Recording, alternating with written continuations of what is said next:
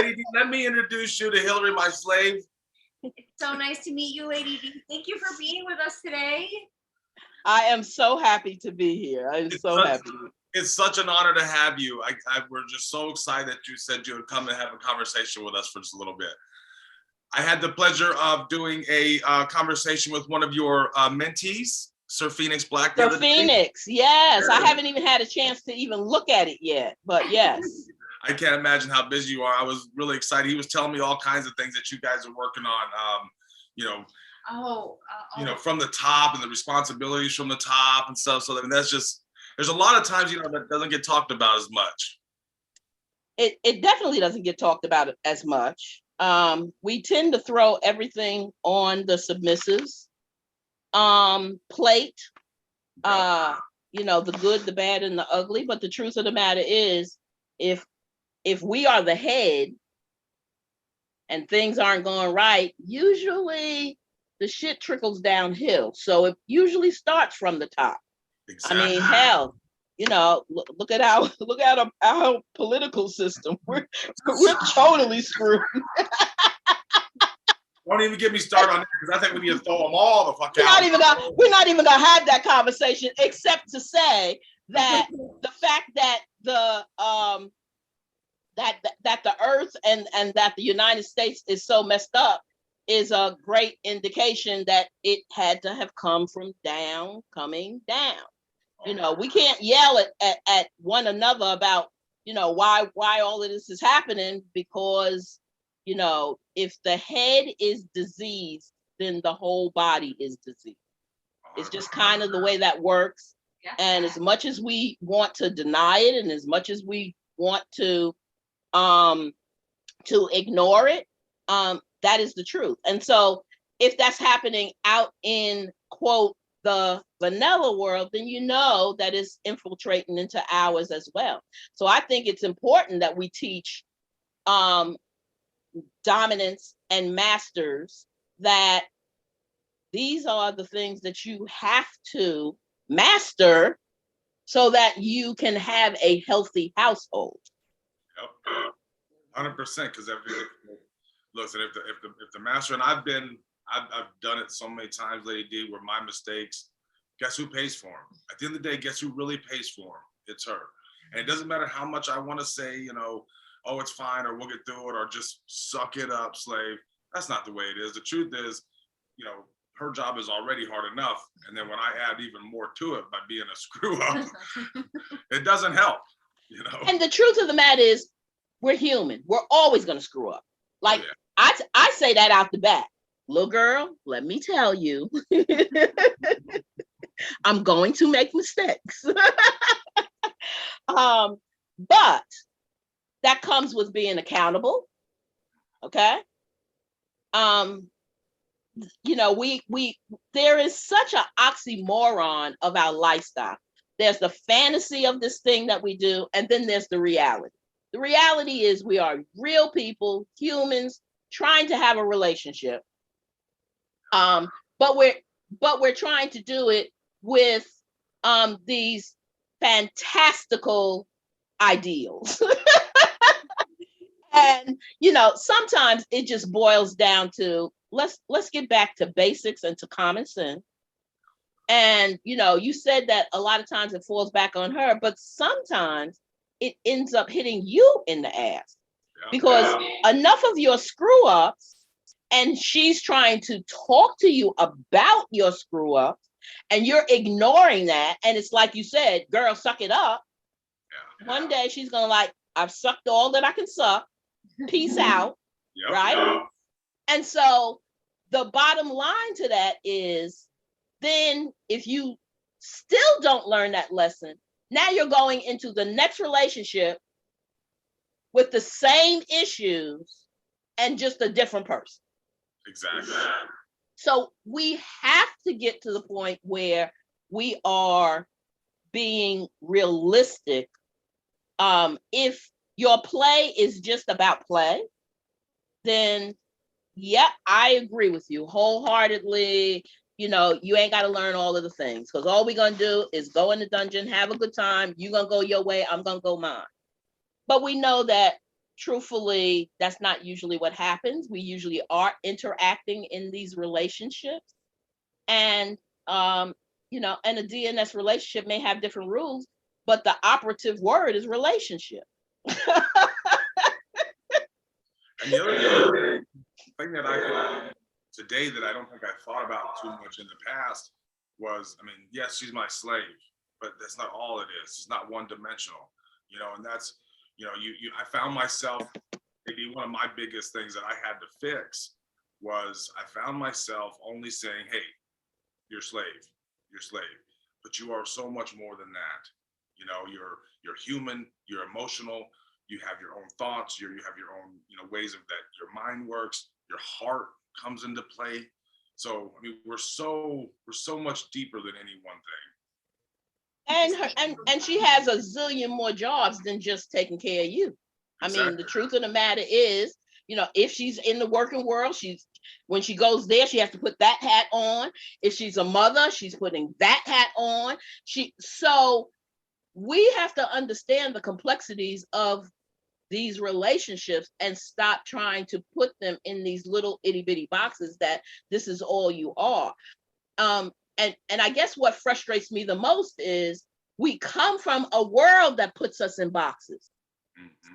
And then we come into a lifestyle and we still want to put people in boxes. I'm like, are you serious? Like, look how long it took us to fight our way out of the big box. And now you want to stick me in a smaller box. No, I don't think so.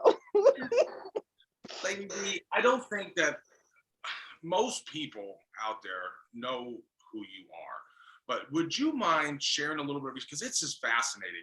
I mean, you have been around for a very long time, seen so much changes, you have fought for so much. Could you share a little bit of your story? I mean, yeah, it's more like a journey though. When yes. We're talking about Lady D, I was gonna say it's more like a journey, isn't it? I was going to say story. Oh Lord, have mercy! It's a book. My story itself would take up this whole damn recording. So I guess if we want to go back, I'm originally from New York, and I moved to the South in the late 80s, almost early 90s, yeah, late 80s. And so I ran into a woman, Nancy Ava Miller, who has started a group, People Exchanging Power. And what she did was she traveled around the country and she started these BDSM support social groups. And so when she got enough, so we're dating ourselves now. There were no computers around. So when she got enough letters, hey, little ones, do y'all know what a letter is? Not email, a real letter. And wait. And then wait. And wait for the answer. So when she got enough of them from a particular part of town, she would go there because she knew there was enough interest to start. And so she came to Atlanta. After 3 months, I took the group over, and I was really new in the public BDSM scene. But I came to the South and I came to a place where I didn't know anyone, literally no one. And I didn't know that I could find like-minded people. I'm not even sure that I realized that there were like-minded people. I kind of sort of thought, one of the things about the internet is that everybody now knows they're not alone. But I was in a time where I thought that I was very alone. And so I was like, okay, so there's no other kinky Black woman but me. Oh, wow. I really must be an anomaly. Um, and so I ran this group for a long time. It came and it started out as a heterosexual group with so many homophobic tendencies, but in the 90s, it was a fantastic time to be in Atlanta. Everything was going on, and Daddy Doug was running the sanctuary. And so it came from a gay male perspective. And so, I was like, okay, I understand that we all don't have to, particularly play together, but hey, let's do things to learn from one another. And so we connected to do that. We held quarterly town hall meetings where we brought the entire community together and sat down and talked about issues. Because there were not little groups all around like they are now, Atlanta was the biggest hub for people to come to go to a dungeon, a real dungeon.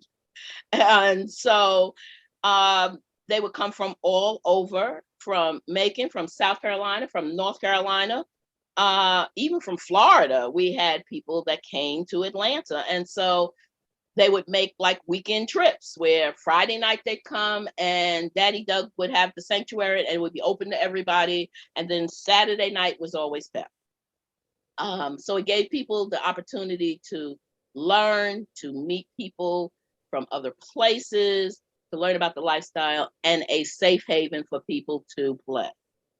And I did that for a number of years until the internet hit, and that kind of changed the trajectory of well, I don't have to tell y'all that of this thing that we do. Yep. From that point, 2 years before I ended P.E.P, I created P.E.P for POC, which was People Exchanging Power for People of Color. Because I also felt that there were issues that we needed to talk about that I couldn't do on a Saturday night, because technically I literally was a Black woman running a white organization for all intensive purposes. I think for the first 6.5, almost 7 years, I never saw another person of color. And so I created that. And then I just started afterwards traveling and teaching classes throughout the Southeast, and then pretty much throughout the country. And I've been doing that for a long time. I was very connected and very close to the Men of Onyx Southeast, which is an incredible organization for men of color. It was created by Mufasa Ali in Chicago, and they have a chapter in Atlanta. And so I became very close with the brothers. And so, one day I was like, why don't we have a sister organization to this? Like, I think it would be great for women, and specifically women of color, to empower other women. So I created the Onyx Pearls. Now, the original Onyx Pearls was really a name that we kind of, that Mufasa and the fellas kind of gave us, because for years and years and years, we kind of followed them when they went to events. Because once again, there were not people of color. So we would follow our brothers, and and so they would make a joke. Oh, these are our Onyx Pearls, which is how we kind of got the name. And so there is, the original Onyx Pearls, but as far as it truly becoming a organized for women. I did that in 2008 is when I began it. And then after 2 years, we disbanded. And then in 2015, it was resurrected. And now there are Onyx Pearl everywhere, all throughout the country. So, Yeah, fairly large now. Excuse me? I said, is it a very large organization now? It is a very large organization. There are many chapters of Pearls now, and they're still coming, and they're still growing, and they're still forming. So I laugh all the time because I say, you never know the impact of what you do.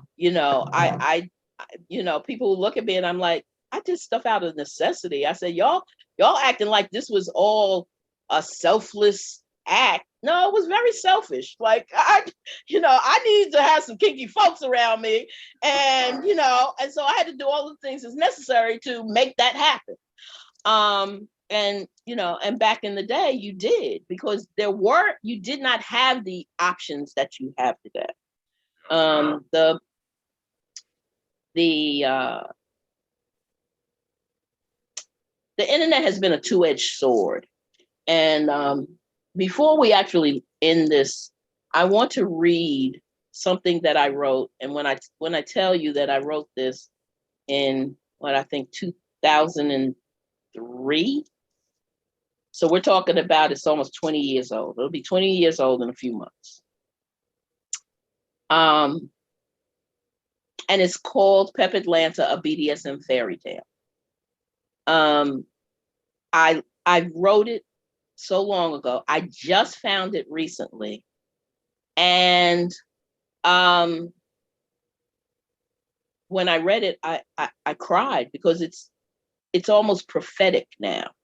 When I read, I was like, oh my God, I wrote this as a fairy tale, but like, this is the reality that we pretty much live in now, So, a lot of times you really don't know what is going to happen and how your life, may end up. Because I can definitely tell you, if, you had said,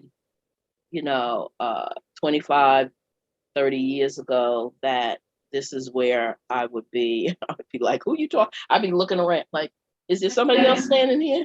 Like, who you talking about? Who you talking about? So, and I laugh because they're like, oh, this is Lady D, one of the elders of the community. I was like, that all that means is that I'm old, y'all. Don't get so excited. Well, it's not. It's more than, because you say you did it out of selfishness, but through that selfishness came so much for so many people who followed after you, who came after you.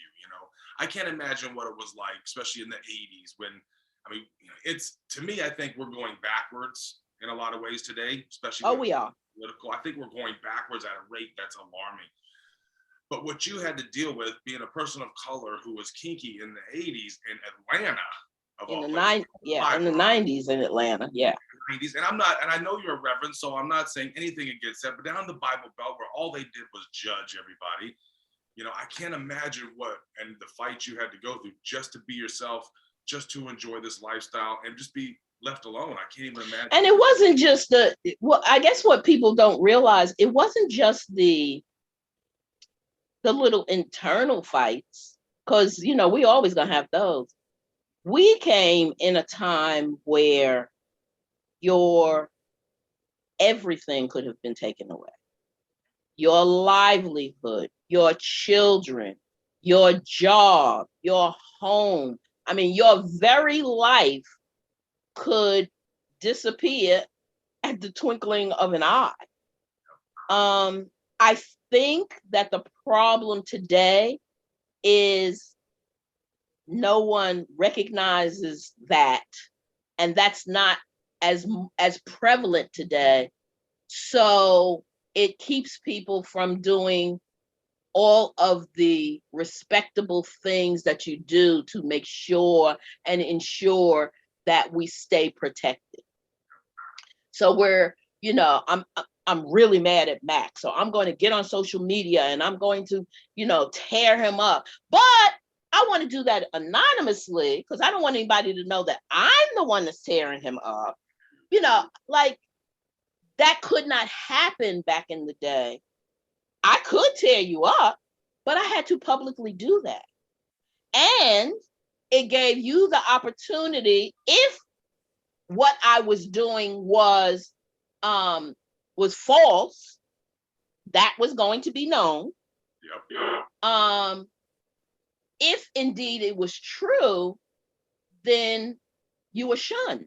And the community said, when you get your act together, you may be welcome back. But right now, go sit in the corner and think about what you've done.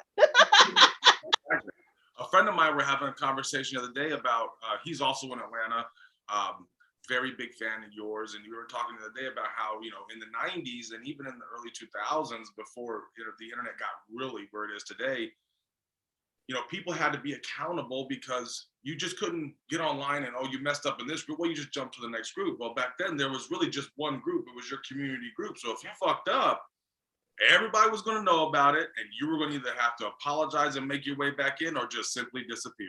That is correct. And so that there was a lot today. I mean, everyone's an internet tough guy. They got all this stuff to say, and they get to hide behind their computer. And my friends and I, we joke, most of them are probably little guys in their underwear who couldn't stand in the streets if you asked them to, but yet on that internet, boy, they can get real tough real quick. Yeah. And it's like, first and foremost, you have to be accountable and responsible for your actions. And that's the biggest thing, is that accountability has kind of gone out the window. Exactly. Everything is your fault. Even back in the day when we did those quote consent violations, both parties took responsibility for that. You know what I'm saying? Yeah, Mac, you might have did that, but we should have talked about that. You know what I'm saying? I didn't even think to talk about that. I didn't want that, but I wasn't quite sure how I should have told you. Maybe I wasn't clear in saying stuff. Like, both parties said, hey, this is my buy-in in this. Yes, you did this, but this is my buy-in. There's not a buy-in. Nobody has a buy-in anymore. No, lady, I pick up play. So, I mean, I'm lucky to have a slave and we have a really, really great, sexual life, but I won't even do pickup play because you just never know. One little thing, next thing you know, it's out there and it's exaggerated, and then it becomes more exaggerated. I mean, it could be a very small thing, but by the time it gets to the 14,000 person on Facebook, I mean, you damn near killed a person. Yeah. And there's not do you know the sad thing about that though is this is the reason why we come into this lifestyle is because we're sexual rebels. Yep. We came for the play. We came because we read those stories and they made us hot and they made us wet. And we were like, oh my God, oh my God. And so now, just the fact that men, specifically men, because I have to say, it's so much harder on y'all. Women are playing this victim mentality thing. Not that they aren't, because there are a lot. Because unfortunately, the misogyny over the years has caused that to be. But the fact that we now are monitoring our play, if we are playing at all, that's a problem. That's a problem to me. You know what I'm saying? Because that was the whole purpose of us being able to come together, was that we could do and share those deep, dark secrets and try those things. And even though we wasn't all into everything, we respected one another enough to say, okay, that's not my thing. So I'm going to play over here and you play over there and we'll be okay. But we still all could do that. And now there's so much that people are so leery. And that's hard for babies when they're just stepping in. Because when you first stepping in, you don't even know what the damn rules are. Yep, and you're just happy. You're happy to be here, until that first crazy experience, So yeah, it in of itself, it's something. It is definitely different today than it has been in the past, for sure. Yeah, and I agree with you that it's we brought it on ourselves as men. We never along the way we just never stopped to think about what our actions were doing, and how that was going to build up over time, right? And so I totally get it, but we do have to be very careful today because the target's on us. Yes. And the truth of the matter is, once again, going back to, it has always been okay. It has always been okay in the world. So now that women are saying, but that's not okay,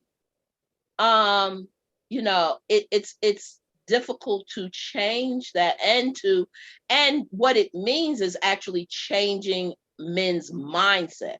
Because once your mindset changes, then your actions are going to change along with that. Yeah. And that's kind of a slow process because it is so ingrained for so many years that, it's okay. When I'm interviewing a submissive and, and he's talking about serving me, one of the things that I immediately say is, you're in my domain now. This is my camp. You do what I want. There's nothing that you get to do that you don't ask me for. I said, in the vanilla world, if we were dating, you took me to the movies, you get to put your arm around and depending on how I responded, depending on whether you left it there or whether you took it off. I'm telling you right now, don't even try putting it there if you don't ask me first. So that's a completely different mindset if you've grown up being able to put your arm around women, right? Absolutely. Coming from a completely different perspective. Have you always been on the dominant side? Always. Always. However, that being said, I was trained by a grand dame who was trained European. So I have a lot of, and European domination is the closest would be kind of old guard kind of ways. It's very classicism. It's very, you learned and you were trained until your mentor was satisfied. And they are the ones who said, okay, so now you get to move on. And so I laughed because I said, this instantaneous society wouldn't have made it, because they want things in 3 days, and they don't understand that there were things that my ma'am had to do for a year before it was considered okay. We'll go on to this. Like, can you imagine having to do the same thing for an entire year? I have friends who are over across the pond, and they say the lifestyle is very different there than the way it is here. And it seems like mentorship is something that people just, their idea of mentorship is a quick conversation. Okay, great, I got it. I'm gonna go do my thing. Right. Real mentorship takes time, and you're gonna make mistakes, and you're gonna learn, and you're gonna learn. It's not just you're gonna listen. No, you're gonna fucking learn. You're gonna learn it. Happen today. I do. I feel like a lot of mentorship is just, can I text you a question every now and again and ask you something, and that's it. I was gonna say then. And the thing is, they're not even asking the right question. Exactly. So you want the question of whether I should get the suede or the leather flogger. And my thing is, do you know how to use the fucking flogger? let's back this up. You know what I'm saying? Because I remember newbies coming into PEP. I'll never forget this. I had a gentleman and his wife. He came into PEP, and first time and whatnot, and they came, I guess, I don't know if this was their first time there or their second time there. And he came up to me and he said, Lady D, do you have suspension cuffs? And I said, oh, of course. And I said, he says, oh, I would love to suspend my girl. And he says, she loves suspension. And I said, oh, really? I said, oh, so you suspended her before? And he said, oh, no, but she told me that she loves suspension and I want to suspend her. You know, and the beautiful thing is that we got to do that. You know, it was hands-on teaching. It was like, baby, you just don't walk up and suspend someone unless you know what all of that entails. Do you know how long to leave her up? Do you know the signs to if she's in distress? Do you know what to do if she's unable to tell you she's in distress? Like, you know, so, and a lot of that is getting lost now. It's the, you know, and some of it is not getting lost. What they're learning is all of the S&M thing and none of the D&S things. So we have people that can tie you up, suspend you, rope, they can double Florentine, they can single tail you to the utmost, but they're wreaking havoc in the community because they don't have a clue of how to interact with one another. And so they're just leaving just a whole row of bodies of people that don't know who they are, where they are, what happened to them. And so when I say go back to when you walked into PEP, there was a gigantic sign, gigantic. It went across the whole entire thing, and it said each one teach one. And I just have, you know, created a class talking about generational mentoring, that we need to go back to the each one teach one philosophy. And the truth of the matter is that I feel like that's the only way we're going to get back a semblance of control, is stop trying to teach the masses, because I don't truly believe that the masses really want to learn. But I know that there's enough within the masses that do. And so if I teach you and mandate you to teach her and mandate her to teach someone else, then everyone still is learning the lesson. And they're learning the lesson the way they should learn it. Not in this, you know, I'm a hypnotherapist. I've been doing hypnosis for, you know, over 25 years. And I can do a group hypnosis and hypnotize a group. But I very seldom do those. And my reasoning is one-on-one is always going to be better. The truth of the matter is, when I'm hypnotizing an entire room, so let's say it's smoking, right? I'm going to hypnotize the entire room to stop smoking. But the reason that you may be smoking is going to be very different than the reason that she's going to be smoking, which is going to be very different than the reason that the other person is going to be smoking. So I can do a blanket, okay, I'm going to stop y'all from smoking, but it makes it more sense to, well, let me gear, because you know what? The truth of the matter is the reason that you're smoking really ain't about your smoking. So let's deal with what's really going on. You know what I'm saying? And so in being able to have that, first of all, I feel that one-on-one intimacy always is going to outnumber this big blanket, let's do it for everybody, because I don't think everything is for everybody. I just think that it just makes more sense. So I've really been talking and teaching people about stop trying to have organizations of getting everyone to hold hands and sing Kumbaya. It ain't happening. Ain't gonna happen. However, start being aware of the people that really hunger for what you have, and then get them. And I don't care if it's only those 6 people, then they have the 6 people hold hands. And now we have somewhere to go. Lady, I learned the hard way over the last 4 years. I started Free the Kink together with Hillary 4 years ago. And our goal was to try to bring the community together.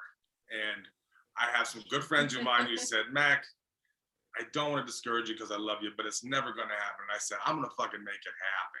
And what I've learned over the 4 years is that I was as wrong as I've ever been. And it's just, it's just part of it. We're always going to be fragmented because we're just human. We're never going to agree. We're always going to be on different sides of things. But what I hope that we can do is at least come together and be kind with each other and be respectful of each other. And that's the best that I think we can hope for. FTK, and I was going to ask you a couple of these questions because FTK, across all of our platforms, we're about 30,000 members. And what I want FTK to stand for is a place in which everyone can come together and get the answers that they need, and hopefully give a platform for voices that need it the most. Right now, there's a lot of issues around like transphobia, homophobia. I mean, you see what's going on with like Roe versus Wade. That's a real big issue that needs to be. Persons of color need a place to be able to share their truth. And, that's what some things I was going to ask you. What is the best way, and what are some of the biggest challenges that you see that we're facing that a place like us with a big platform can make sure that everyone's being heard, that we're doing our part, right? Because I know we can't bring the community together in the way that I thought we could, where we could all, like you said, sing Kumbaya and be happy around the campfire. That shit's just not going to happen. Maybe someday, I don't know, not in my lifetime, I'm sure of that. But I still want to make sure that we're bringing value to the people that we care about, which is our community. I think you're doing it, Matt. I think you have to do it in the, you have the perfect platform to give people voice, to give people a platform to be heard.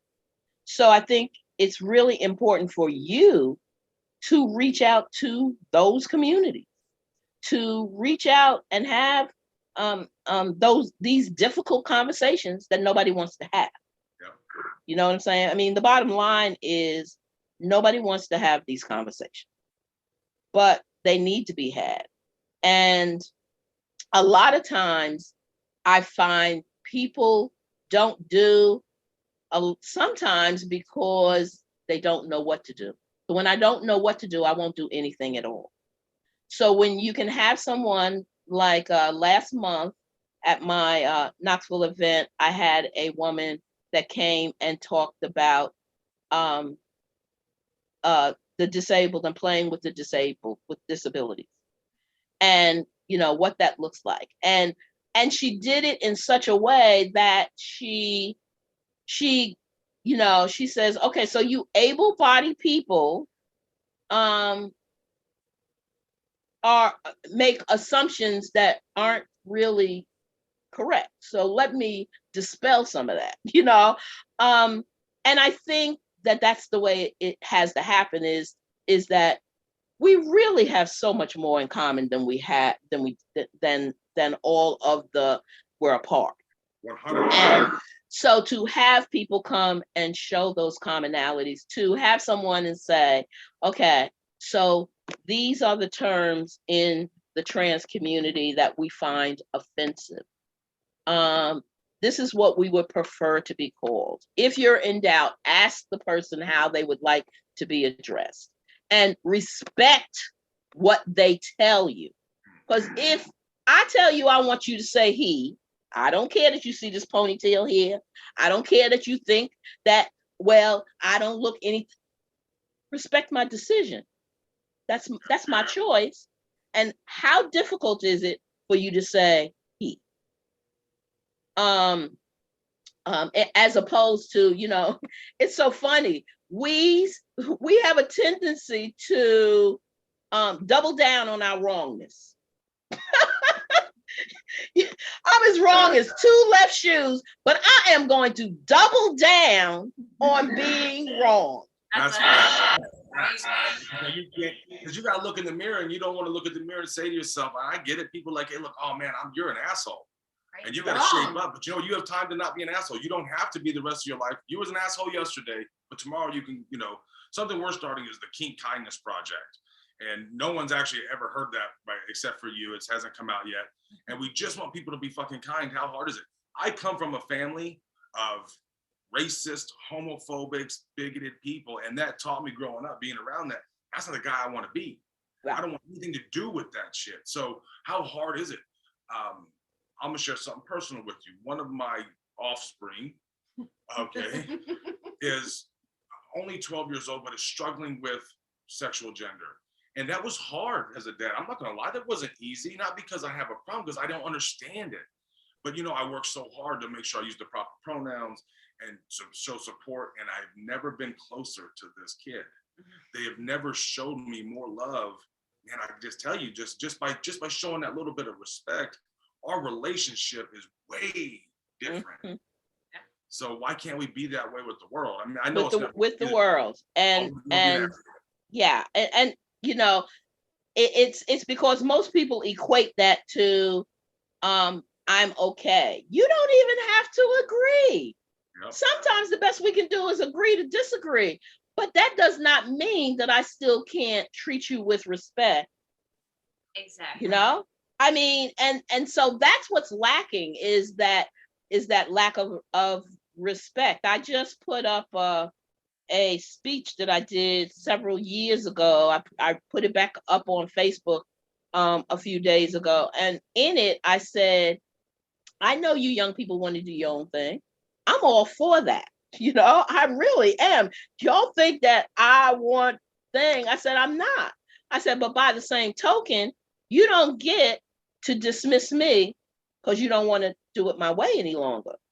I will respect anyone that respects me, but you can't disrespect me and then tell me that I'm obliged to respect you.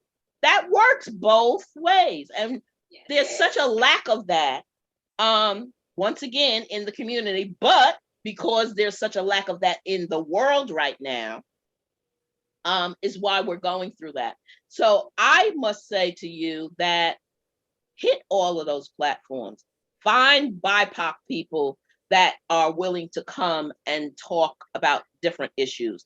Find trans people that is willing to come in and talk about their journey. Find successful MS relationships that can talk about how they got to be successful. Because believe me, for that to happen, you go through some stuff, and the biggest thing is self-reflection. This lifestyle is all about learning our authentic selves and who we truly are. But the problem is there's so many people that come in and they don't want to look at themselves. And so if I can cause drama here, if I can talk about this one over here, if I can do this here, that keeps me, like you said, from having to look in that mirror, because I don't like what I see when I look at that mirror. So I'm never going to have to look in the mirror, but I'm going to turn the mirror and turn it this way. So everybody else, like, for real, come on. You're speaking truth today. Yeah, Lady D is something. Another thing, what do you think as far as, we dealt with a lot of that. One of the reasons we started Free the Kink was because, they say, traditional or old guard never existed. And I get what they're trying to say, but when we came into the lifestyle, there was only so many books and so many publications. A lot of it was what you would consider old guard or traditional. And that's how we live our lives.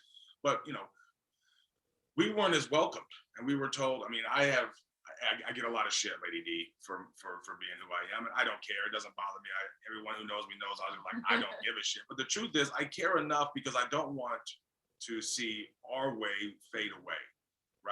there was a time when, no, yes, people did it differently in Northern than they did in Chicago or LA, but we had this kind of, or at least from what I can tell, there was a kind of succinctness to it, which everyone had some similarities in what we, and it was etiquette, and there was kindness, and there was acceptance, and there was mentorship and respect, and respecting those, you know, who came before you. You know, we have like a great deal of respect for you, what you've been through, what you've done for the community.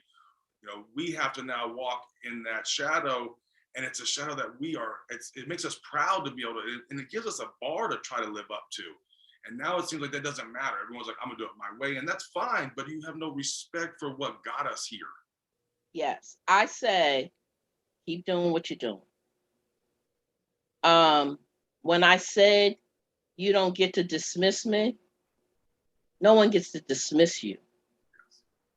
You know, and I find now that what I do is I surround myself by still like-minded people.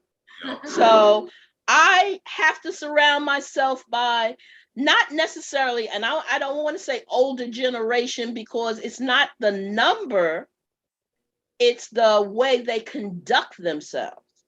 So I have babies that's underneath me that I still feel the same way about, because they want to know those stories. They want to live by those codes. They believe in respect and honor and loyalty and transparency.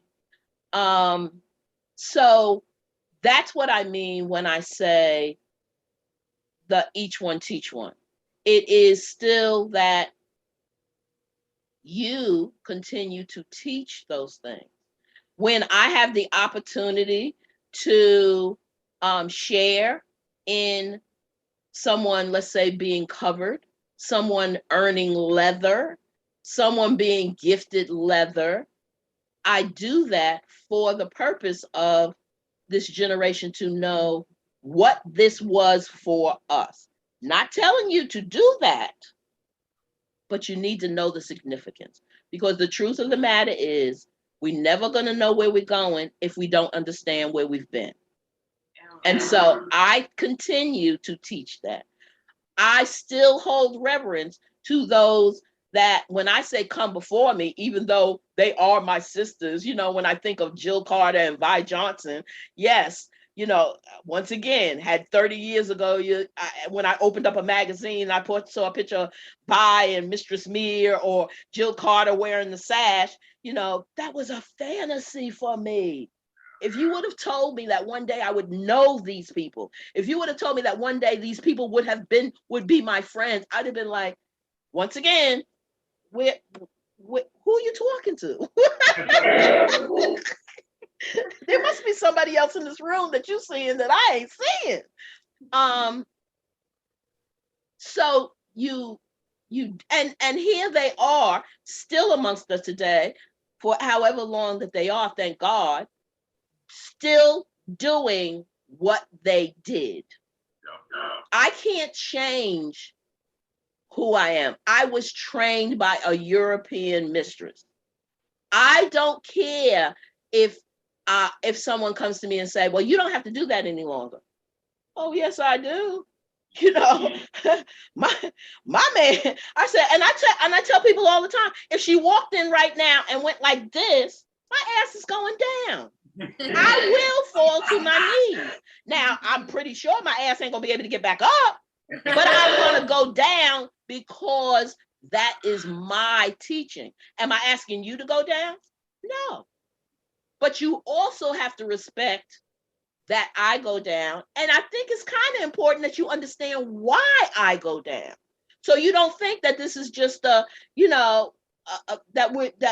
I'm putting on a show. No, there's a reason why I fall to my knees. So I think our teachings are still mandatory. But once again, I think those teachings have to be on a smaller basis than us trying to teach the masses. I'm starting to really, because, you know, we see on the wall, people ask a question and you give them an answer. It's not the answer they want, right? And so it doesn't fit within their narrative of what they want. And it's not our job to try to change your narrative, right? We give you the information that we have. What you do with that is up to you. Maybe you make it better. Take it and make it better for the next generation. Who knows? But I don't know. I kind of think that there's a lot that we need to remember. Sometimes it's not the answer, but you know, the thing that I have found is sometimes we're just planting the seed, you know, and our frustration comes when you plant a seed, you want to see the damn flower. Like, you know, wait a minute, man. But it ain't always meant for you to see the flower. The flower may not bloom for 3 more years, right? But you planted that seed. So I feel like that's our job. Our job is to continue to plant the seeds. And they're going to grow in fertile soil. Quicksand, probably not so much. Absolutely. Got to give it love. Got to give it the right ingredients to make it grow. That's for sure. Lady D, so you're down in Atlanta. And so from what I understand, Atlanta has got a extremely great scene. It's large, it's robust. But what's next for our community as far as, I mean, you know, you look at politics. Politics plays a part, whether we like it or not. What do you think's coming next? What should we be on the lookout for? I'm at an age now where I don't even do that what if no more. I've learned not to.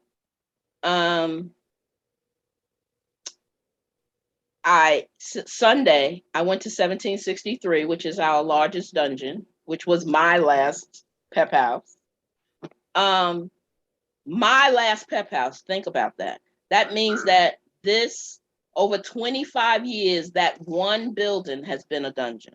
Over 25 years. I'm so sorry. And it's closing October 1st. I'm so sorry. It is the way of the world, though, you know, and it's happening in the hotels, you know, hotels that we have had events in forever now decide that they don't want us and they won't renew contracts, or they're giving such unrealistic expectations that we're having to pull out of hotels. You know, the truth, Mac, is the world is in chaos right now, so our community is in chaos.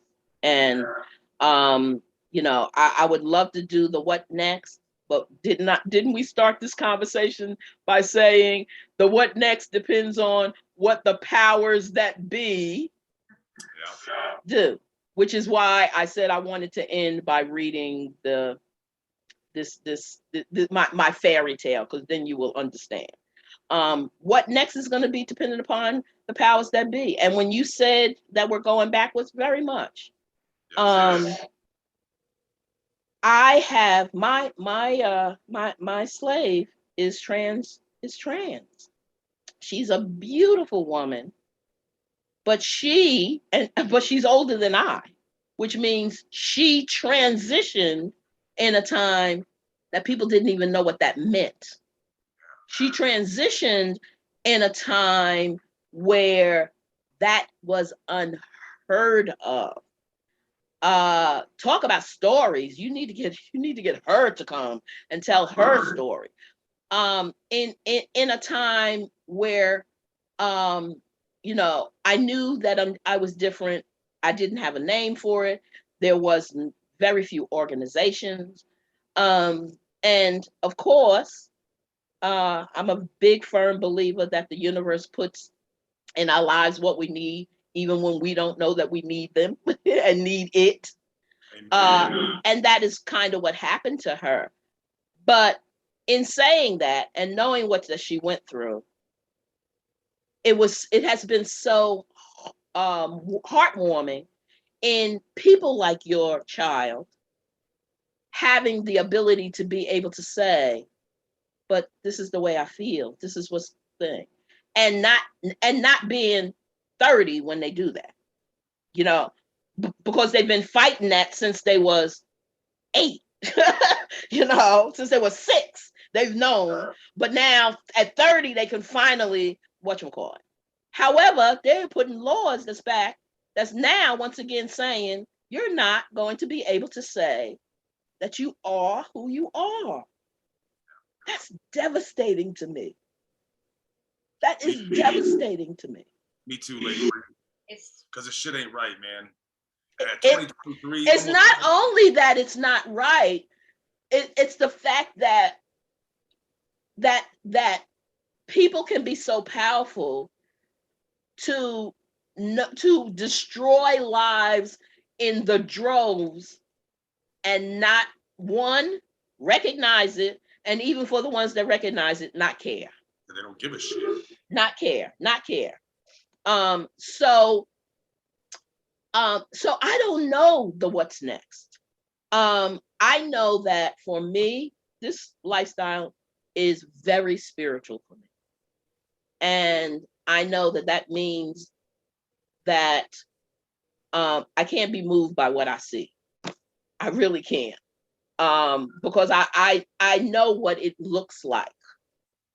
But I also know that these young people, they're not going to be okay with going back in the closet.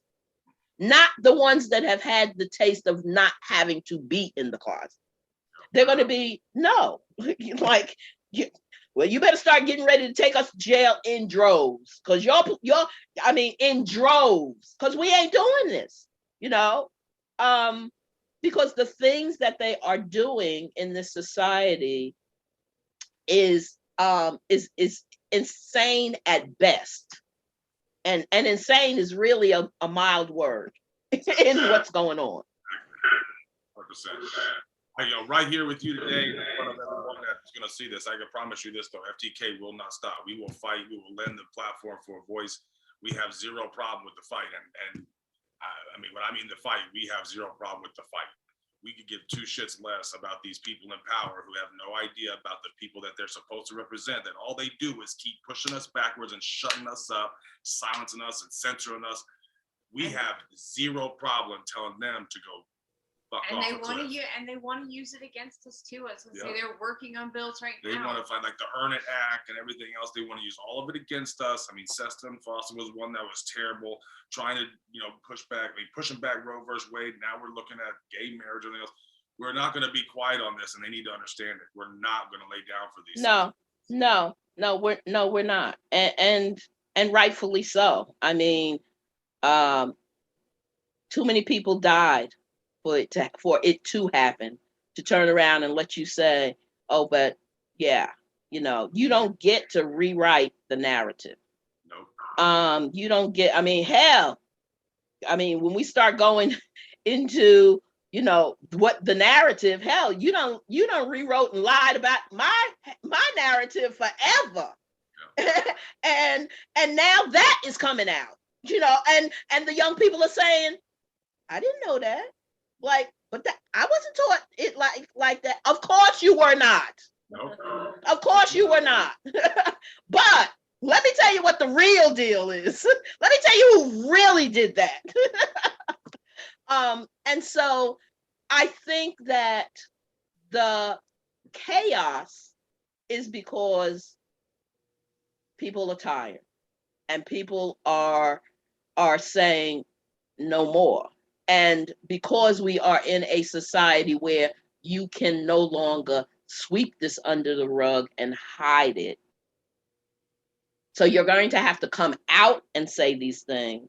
And the moment you come out and say these things, there's going to be that pushback. People are going to be like, and I don't know, because the whole big thing about this is, how do we get to those powers that be? Because the truth is, money is power, and power is what rules. And the people that have the money and the people that have the power continuously change the rules to fit them and for their benefit. And until we can find a way to stop that, because people keep saying, go out and vote. But the truth of the matter is, we turned a state blue.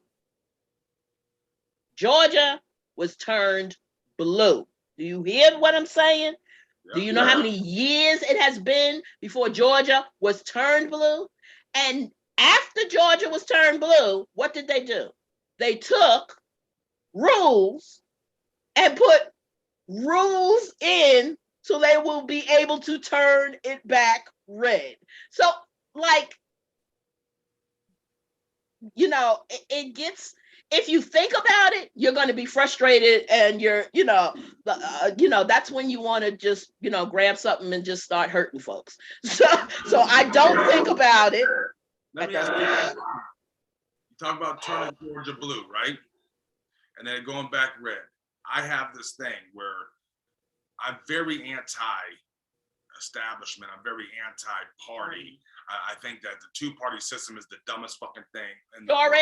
It sure is. I think that the ones that are at the top of these, there's no difference in them. They're all just playing a game to get what they need for their friends. Would you agree that it doesn't really matter? It's all bullshit. And I think the only way we need term limits. We need to get rid of these people. I mean, you've been in here 50 years. Get your ass out of here.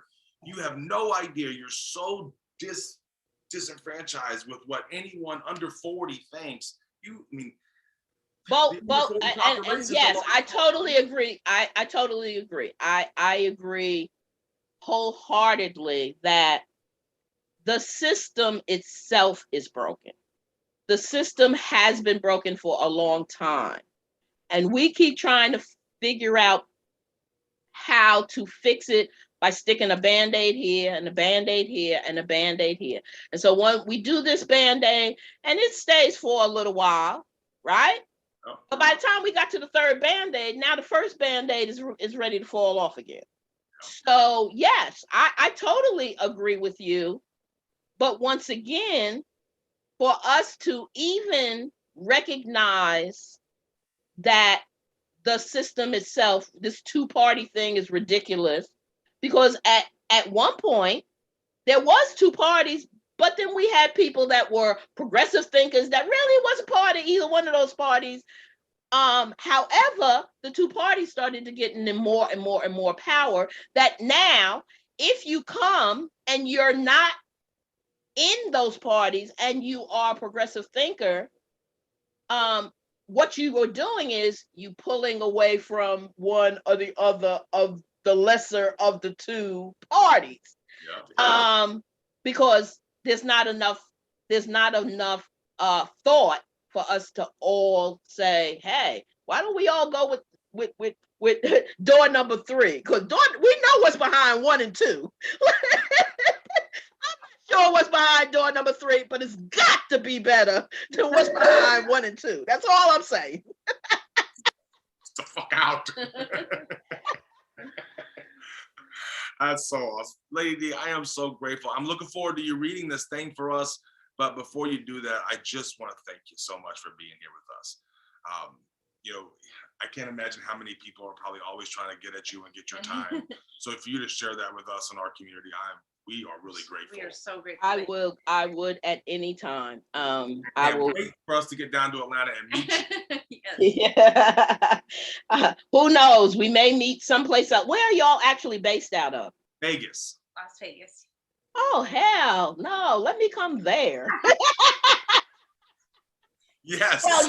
Well, I came to the last Sin in the Cities before, everything disbanded, and loved it. Had a great time. Y'all have a great community there as well. So, I travel everywhere. So our paths may cross in Atlanta, but the truth of the matter is our paths probably will cross someplace else. Well, I hope that the next time you come to Vegas, you make sure you save some time for us. Let's go do dinner. Let's go get in some trouble. Let's go get a little trouble. Just a little trouble. Just a little. I'm gonna hang out with your girl because she looks like it's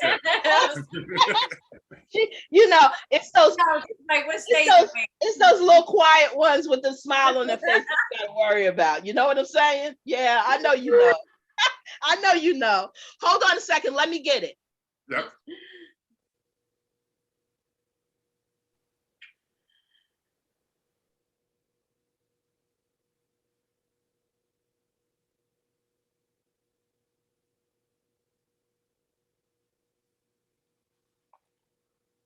I'm stealing your water.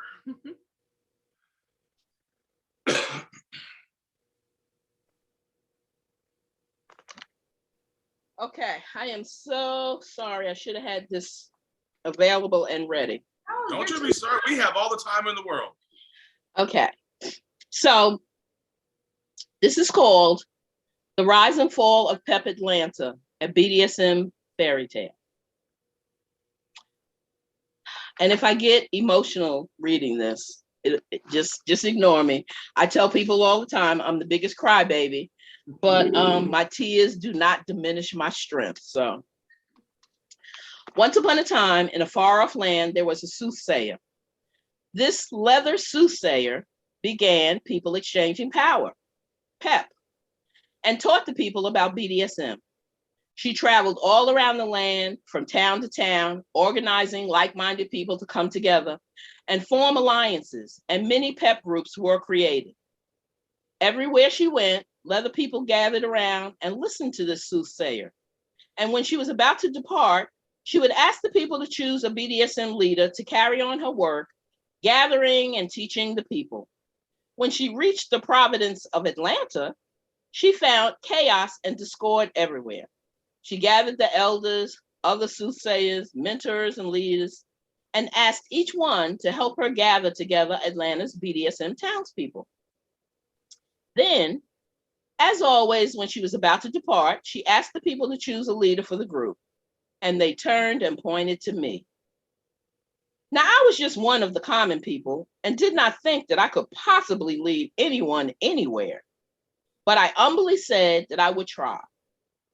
It was difficult to get the townspeople to the P.E.P meetings. The men were afraid of being ostracized by the powers that controlled the Providence, and the women did not feel that this group was any place for women to be. I spent time every day going from house to house, village to village, convincing the people that they would be safe, that what they did was sane and completely consensual. I went to the lawmakers and enforcers and found out about the people's rights and the laws of the town. When the people entered my home to attend the P.E.P meetings, they were greeted with love and kindness.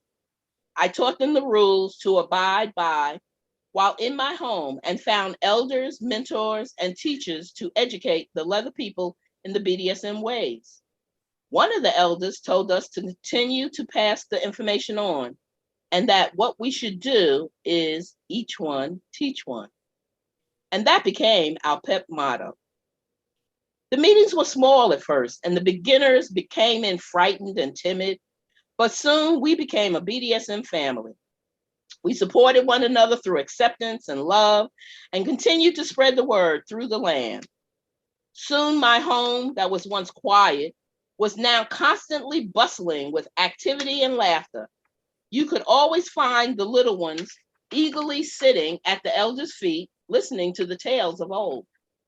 There was a gleam in the elders' eyes as they watched the tiny faces so eager to learn, so enthusiastic and so committed. It warmed my heart to know that although my home was rapidly becoming too small, that the young ones were growing up with such care and proper training. I decided to find a bigger place. And once again, as they came and learned and brought others, the place quickly outgrew. Each home we acquired was soon filled to the brim with happy, friendly P.E.P leatherfolk. By this time, we had townspeople from all walks of life, all nationalities, all sexual preferences, and P.E.P Atlanta soon learned to be self-sufficient. Instead of going to the lawmakers, we taught ourselves the law. The carpenters learned to build their own houses, and the soothsayers predicted that we would do great things to help change this town of Atlanta. No other town had come together, helping and teaching one another with such understanding and enthusiasm in such a short amount of time. The town had its own groups and factions, but Atlanta learned to come together for one common cause. The masses had been separated for so long that as we came together, we realized how very little we really knew of one another. Where it used to be gay, het, bi, or lesbian, never the twain shall meet, we now gathered together for support. And together we taught all leather folk in Atlanta. It was a wondrous sight. And the whispers were heard throughout the other provinces about the P.E.P Atlanta meetings and how different Atlanta had become. I invited the gays, the bi, lesbian, and even transgendered folks to share my abode. And all was welcome as we shared our homes and our knowledge. The P.E.P Atlanta family continued to grow and flourish. The word got out to the powers that be, and they frequently visited the group, disguising themselves like common folk. But we recognized them and let them know that they were also welcome, as long as they wanted to learn and as long as they abided by the rules. P.E.P.'s rules brought order, and the townspeople recognized their importance, and we abided by the rules. The P.E.P folk were fiercely loyal, treated others with respect and honesty, and communicated with their peers. Soon, other like-minded groups began to share and form their own families. And as the circle of life continued, more and more were reached. This went on for many years, and I led P.E.P Atlanta with my sister by my side. Now, the powers that be watched this phenomenon in awe. They could not believe that they were losing control over the people. And the fact that these leather people were diminishing their power angered them. The powers that be devised a plan to regain their power and destroy the leather folk. They decided that a plague spread throughout Atlanta would surely demolish the town. But the problem was how to get the townsfolk to pass the virus to one another. They knew that their plan would fall if any of the BDSM folks realized that they were spreading a deadly disease. We will build a device that looks like it will help people and tell them how they can now spread their message to towns everywhere, much further than they could ever travel, the powers that be said. When they tried to present this device to the elders found it suspicious and immediately rejected it. So the powers that be took it to the young ones and took them aside and gave them all devices and then taught them how to use them. They put the devices in all of the shops and the schools and told the people that if they used the devices instead of the old ways, they would receive many benefits. Soon these devices were everywhere, and leather townspeople were able to talk, learn, and communicate with lands far away. They spoke to BDSM townspeople who they never could have met, and everywhere the device was used,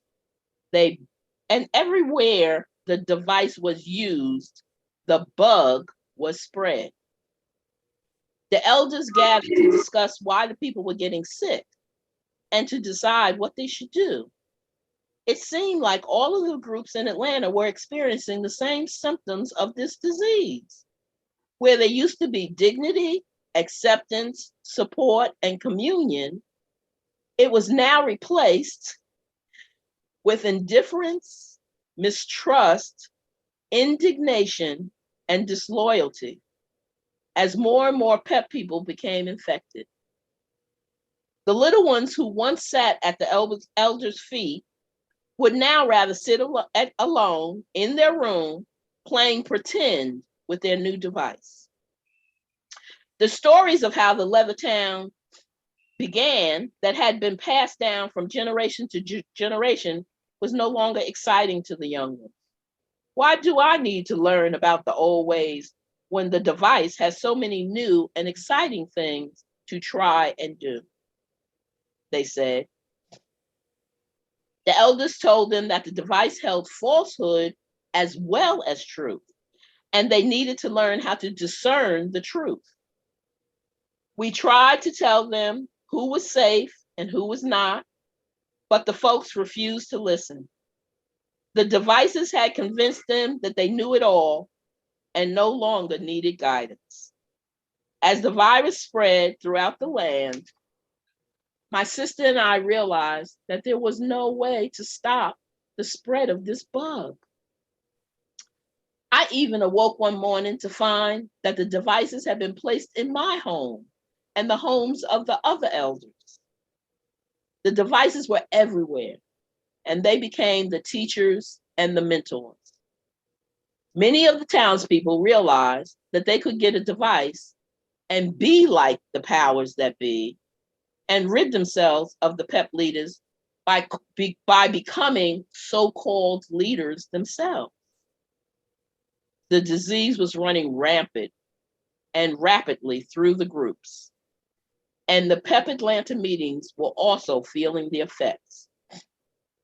My home, which was once happy and flourishing, was beginning to smell of dead flesh as more people contracted the disease. There was chaos, and everyone began examining one another to see if the other had the disease. The people began backbiting, and many instilled others to riot and rebel.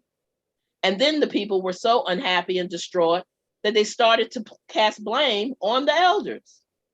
They no longer listened to nor honored the elders, and they formed their own groups, passing the disease along as they went.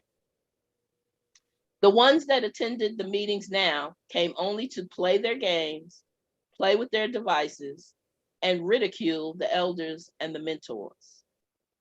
The elders, teachers, and mentors who were once revered were now despised, and they soon stopped attending meetings and coming out in public. I sat at the meetings now, silent and sad, wondering what went wrong and could I ever fix it. My once loving and supportive family now constantly bickered and complained. I found that the building that was 10 times larger than my first house I built was no longer a home. It no longer felt like a home. And as I watched my children scurrying from room to room, fighting and lying and stealing, I realized the time had come for PEP Atlanta to end. The townspeople no longer wanted to learn from me or listen. They rebelled at my authority, and as I looked in their eyes, they no longer looked like the children that I had raised, but had become strangers to me. I was tired of fighting a losing battle, tired of the complaining, tired of the lying, and the hatred that now absorbed PEP. Yes, there were still a few who still traveled and taught and tried to spread the message, but now the message had been so diluted by the devices that we all felt like a dinosaur becoming extinct. The mentors and teachers who were underground, the mentors and teachers who went underground were rapidly being replaced by those who had no experience, but convinced the people that they did. The devices took on a life of their own, and soon other devices were created to continue to perpetuate the myths that had been created. With any of these devices, you could be a pauper and make the people think that you were a king of the province. And many people were deceived.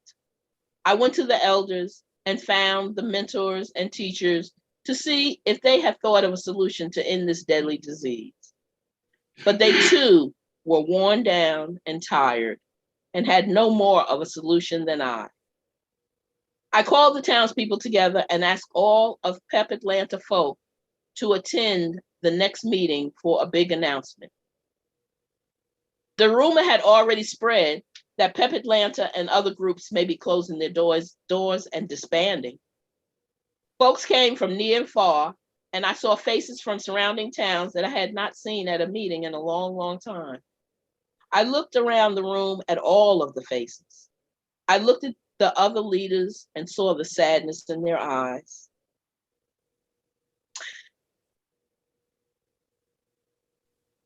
I looked at the babies who were too new to know how this house used to be and realized that they didn't even understand what they were about to lose. I watched the people who squirmed in their seat with disinterest in their eyes as they waited to hear me say that it was playtime. I watched the teachers who had been told that they didn't know what they were talking about as they now stood in the background. I watched the mentors of old shake their heads as they watched these mentor wannabes devour their children. I watched the elders' tear-stained faces as they breathed a sigh of resolved resignation. I watched the powers that be snicker because their plan was working perfectly, but they still held jealousy in their heart. I watched the young ones who looked bewildered and confused because they realized that they would have no place left to learn the old ways. My voice trembled as I told them that this was the last PEP meeting. And as I read the PEP farewell speech, I thanked them for all that they had brought into my life and reminded them once again to continue what they had been taught.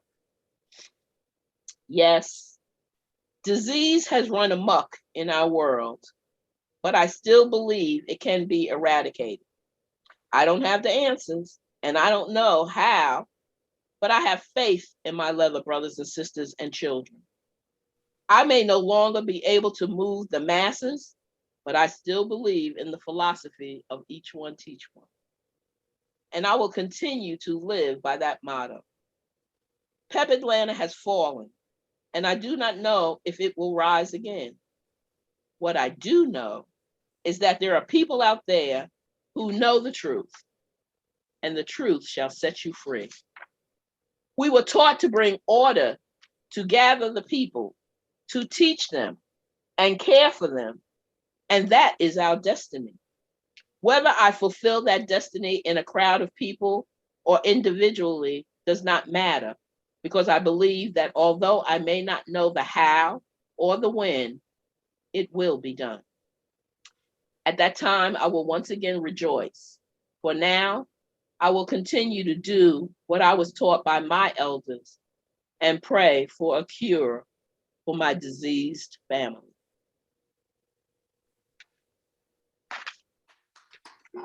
That's beautiful, Lady. I mean, definitely. So sad. You're definitely a philosopher, Lady. So sad. Because you're absolutely right. When I read it now,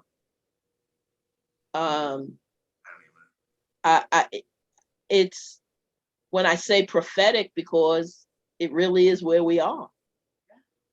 It really is exactly what happened. But I was writing it at the very beginning. So a lot of the reason why it was written as a fairy tale was a lot of it had not happened. It was what I felt that I was foreseeing that would happen. And I found this in my, my farewell speech that I gave to PEP when I ended at that very last meeting, as I read that speech. So yeah, it was it's a very prophetic piece to me when I read it now and say, you wrote this like a fantasy, but that fantasy is what we live today. When did you write Lady D? 2003. So yeah, right there at the look what's happening. 20 years 20 years ago. 20 years later, and every bit of that is ringing true, isn't it? Yeah. Just incredible. Thank you for sharing that with us. Yes. Thank you very much for sharing that with us. I really appreciate it. If there's anything that FTK can ever do for you, or if you ever have something that you got classes or something that you want to share with anybody, our house is open to you all the time. Thank you so very, very much. And No, just make sure that they have the way to reach me if they need to. Best way for them to do that. What's the best way for them to do that? On FetLife, I'm Lady D Pep. All together as one word, LADYD-PEP. Everywhere else, Facebook and Instagram and Twitter is Lady D Atlanta. My website is ladydatlanta.com. And then I have another one, which is D&S Lifestyle.com. So any of those you can, well, I laughed the other day. I said, hell, just Google my ass. There you go. You know you arrived when you can put in and you come up on Google. You know that. And you got the whole front page. Let me tell you right now. You're not just one line. You got the whole front page. When we knew we were doing this time together, I said, let me see if I can find a few pieces of information. You know, I said, holy shit. I actually have never done it, but people have told me that they have done it. They're like, Lady D, we Googled you. I said, I'm on Google? Oh my God. Yes. Oh, you're dominating Google. You're dominating Google. Lady D, thank you so very much for this time. Thank you. Anytime. Us for anything, we're here. Thank you so much. You have a wonderful evening. Yes. And we'll talk to you soon. Thank you so very much. Take care. Yes, thank you so much. Bye-bye. Bye-bye.